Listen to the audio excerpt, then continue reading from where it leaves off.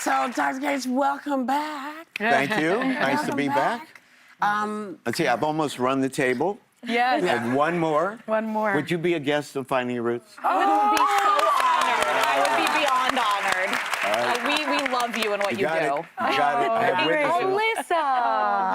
Yeah. She'll be next. Everyone else has been a guest, starting with Whoopi. Yeah. 20 years ago. Yeah. In 2006. Yeah. And Whoopi's family, you know, looking at Spike's production company is called 40 Acres and a Mule. Yeah. And that's what our people were promised, but almost nobody got it. Yeah. Guess whose family got it? Whoopi's family. 70 acres in Florida. That's right. Yeah. That's right. That's right. You So did. it explains a lot about me. Tenacious. So Finding Your Roots is back for its 12th season. And boy, is it great to see you back. Yeah. After this administration massively cut federal funding to PBS last year, does it feel more important now than ever to tell these stories and remind viewers how immigrants, how we all shape this country? It feels, you know, our ratings have never been higher.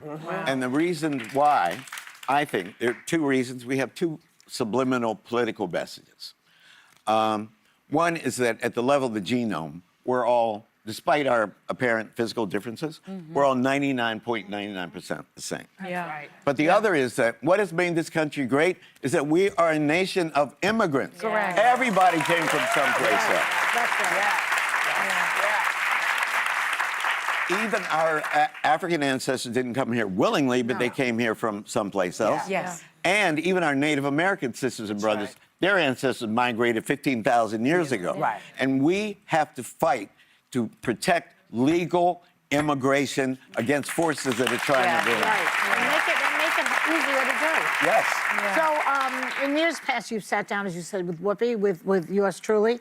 And on next week's episode is our lovely and talented Sara Haines. That's right. I want to know, did you find anything really juicy? Well, She's my sister. no, you know, when I was here last time talking to you, we talked afterwards, and she was afraid that we weren't going to find anything, that she had no real, you know, no information back there.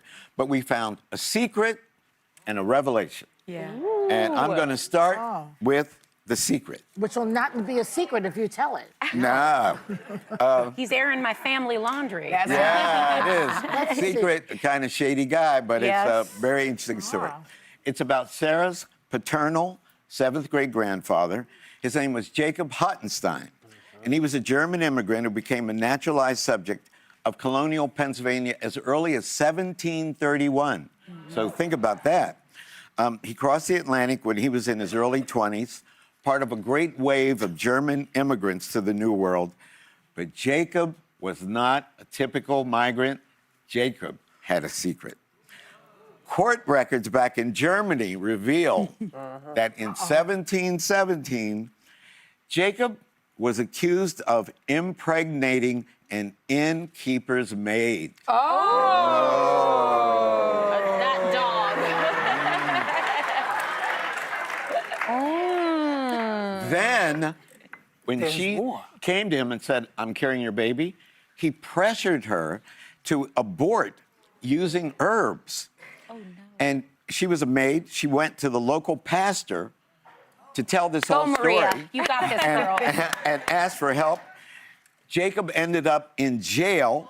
He was then put on trial where a witness forced him to confess, resulting in a fine and long-term child support. He was sentenced to pay child support for 10 years. Good. Wow. So he could have been a deadbeat dad. And Maria went on to have 10 kids. She went on to have 10 kids. So you're in the same spell the thing. I'm working towards the Maria. continuum. Yes.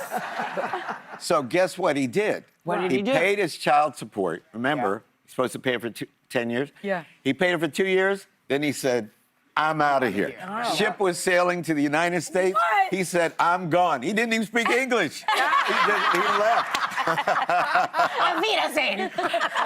I understand there's some good news in her. Not that that's not, it's fascinating. I mean, and a little bit of a plot twist, and I think we have a clip of it. That's right, you do. You know who that is? He looks like a lot of people in my history book. That is the second president of That's the John United States. Adams. That is John Adams. He is your third cousin, 9 times removed.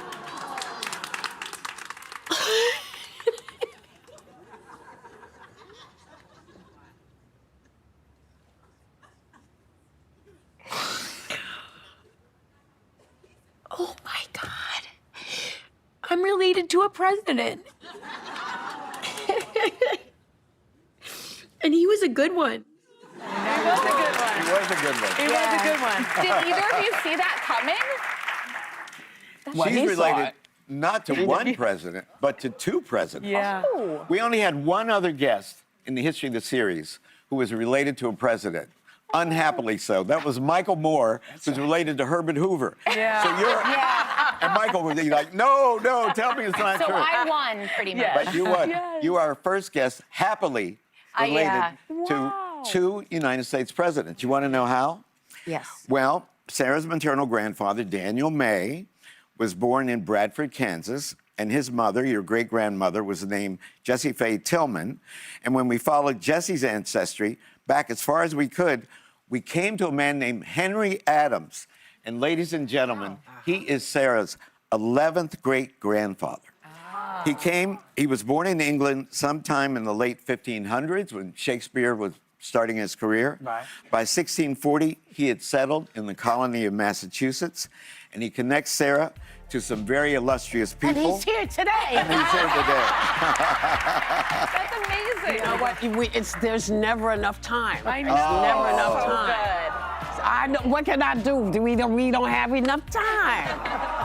But wait a minute now, all new episodes of Finding Your Roots air Tuesday nights on PBS. Isn't that great to hear me say? It airs on PBS on Tuesday nights. Right, thank you. And his new Thank you so 4-part much. docuseries, Black and Jewish in America, Interwoven History, also airs Tuesday nights on PBS. PBS has it going on. Yes.